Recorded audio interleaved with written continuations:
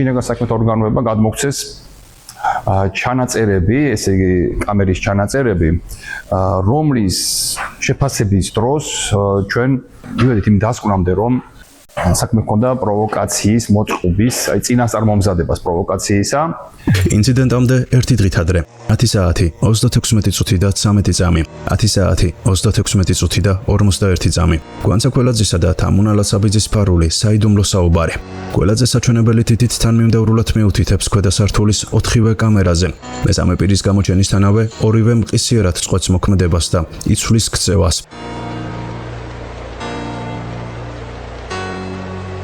კამერასთან დგას, შემდგომ იქ რაღაც ნერვიულ ქმედებებს აქმნის მხრიდან ადგილი, ათვალიერებს შესაბამისად იქ რაღაც გარემოცვას, სივრცეს და თან შიშობს ვინმე ხომ არ ხედავს. ინციდენტამდე ზუსტად 20 წუთით ადრე გვანცა კველაძე მეთოდურად და ფარულად სწავლობს ერთადერთი სამეთვალყურეო კამერის რაკურსს.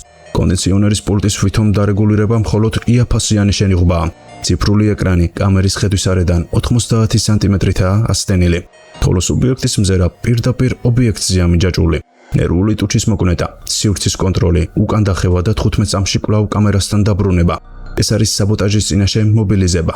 მან ზუსტად იცოდა, საიდან უნდა გადაეღოს ასურველი კადრი. ასევე მას შეეძლო, რომ გაენადგურებინა საქმის ერთ-ერთი მთავარი მტკიცებულება სამუშაო ადგილზე შიდა სათვალთვალო კამერის ვიდეო ჩანაწერები. სცენარის მეორე ეტაპი ანტისანიტარიის შექმნა. კველაძე მიცოდა, რომ სივრცის დაბინძურებას დირექტორის სამართლიანი შენიშვნა მოჰყვებოდა. შენიშვნის მიღებისთანავე იწყება თეატრალური წარმოდგენა. ტელეფონით ხელში მომართული კამერის წინ ის ყვირის ფრაზას, რომელიც ამჟღავნებს მთელ ზრახვას.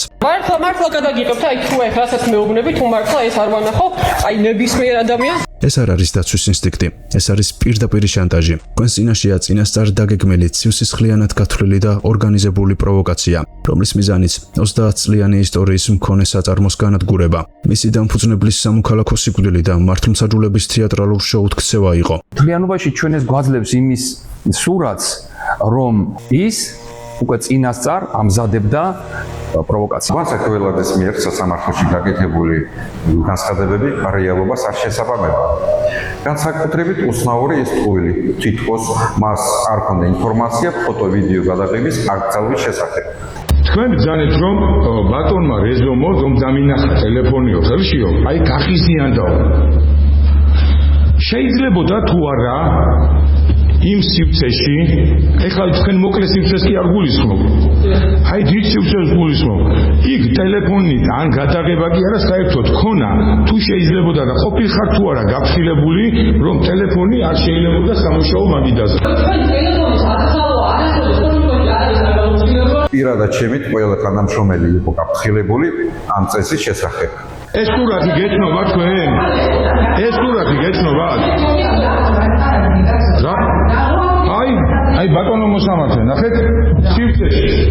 რომ ტელეფონი გადაღება. მაგრამ რა ხოდა? გეცნობა თქო რა ქვია, ვიდეო ადასტურებ. აგერ კამერები ხო აქვს, რომ მოგიშება. არ გეცნობა? არ გეცნობა.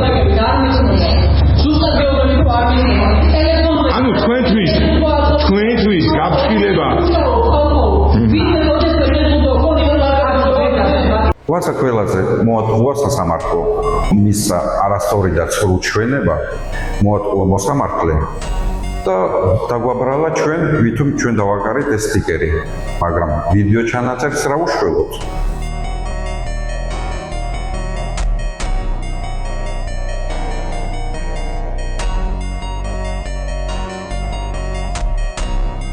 ამ საწარმოში ვიდეო, ფოტო გადაღება არ შეიძლება. ეს ჩანს აგერ ნებისმიერი, რომ შემოდიხარ თუ არა, იქ არის აღნიშნული, რომ აქ გადაღება არ შეიძლება. და იყურე დირექტორი, რომელიც იცის, რომ აქ გადაღება არ შეიძლება, ჯერ მაგაზე ექნებოდა რეაგირება, რომ პიროვნება გიღებს ფოტოებას, ხო? მეორე, ამას აკეთებს იმ დროს, როდესაც აი გვანცამ შეიძლება თქვა წყობილებიდან გამოიყვანა თავისი ქმედებებით და აი ამ ქცევას, მის განერვიულებულებას რო იღებს და ამ მდგომარეობაში ყველანაირად შეეცდებოდა ბატონი რეზო რომ წაერთმია, ხო, იმიტომ რომ უთხრა კიდევაც რომ ვიდეოს ნუ იღებ.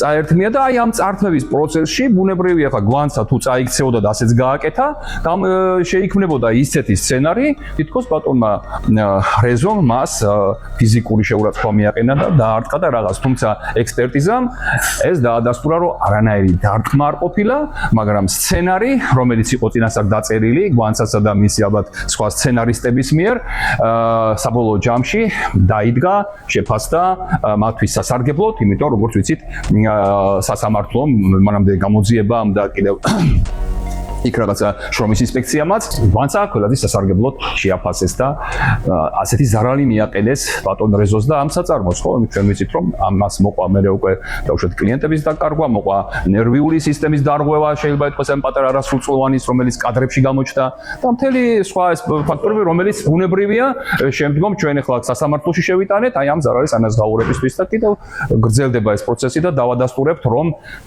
ეს იყო წინასწარ განზრახული შეიძლება ითქვას ბოროტმოქმედება გვანცა ყველაძის მხრიდან. ერთხელ ესე ხუმრობით მითხრეს რომ იქნებ ჩაგუტარებინა არჩევნები და შენ გირჩევდით უფროსად, არ გვაწყობს ეს უფროსის შეხედულებები და აი არჩევნები ჩავატაროთ და თქვენ მოგცემთ ხმას.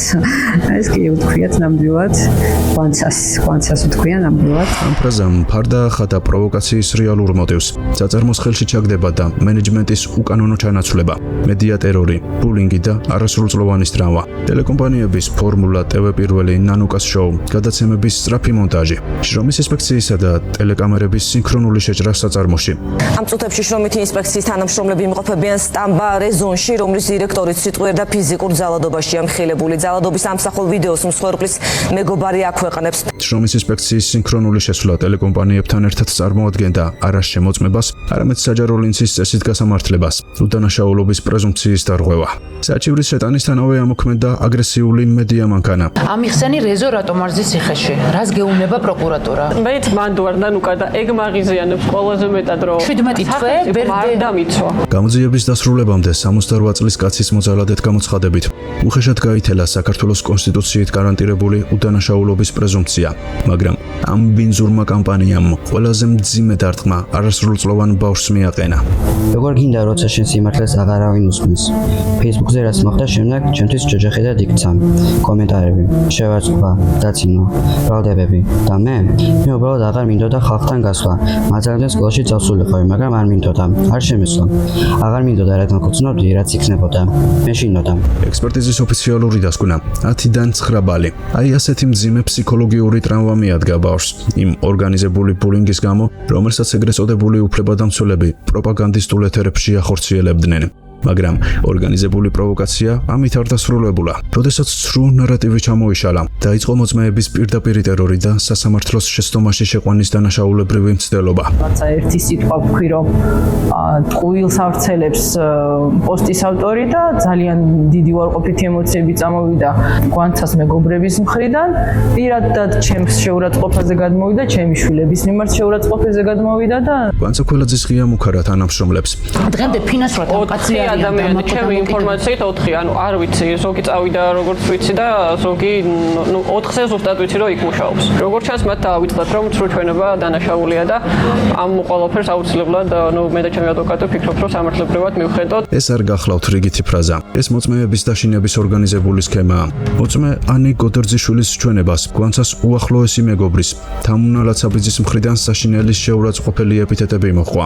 მომისმინე თამუნა უარესით გაიგე შენ და ზედმეტი აღარ გავიგო ჩემთან მიმართებაში რომ რამე მომწერო ჩვენ და შენმა სადაქალო პროვოკატორია და შენს პროვოკატორი ხარ და ყველანი მანდ მიცხართ გაიგე მეორე აღარ გაბედო და აღარ მომწერო საერთოდ გოდერძიშვილი ადასტურებს რომ ქველაძე და მისი მეგობრები იყვნენ პროვოკატორები მოკლედ ქველაძის ქმედებებში ვლინდება პიროვნება როგორც აგრესიული პროვოკატორი 14 ივნისს კორექტული იყო ბატონი რეზო გვანცა ბატონი რეზო ისე გამოიყვანა მდგომარეობიდან კითხოს ისვამ შაფრიანი ადამიანი მე მაგალითად იმის ადგილზე არ ვიცი რას ვიზავდი ბატონი ბატონ რეზომ თავი ისე შეიკავა რომ მალადეც ბატონ რეზოს აქ ქაბატონი ელოდეთ რომ ჩვენების გამო აუცილებლად მიმართავ პოლიციას კი გენაცვალე მე არ მეშინი არა ეს ხო ფაქტი და აი მივახციეთ ამ უკანონობის კულმინაციას უშუალოდ სასამართლო დარბაზში მოსამართლის თვალწინ განხორციელებულ ტერორს ამასთანავე როდესაც ეს ადვოკატი საჯაროდ ირგებს ბავშვთა უფლებების დამცველის მანტიას ხოლო რეალობაში 38 წლის ქალბატონის ბინძური ინტერესების სასარგებლოდ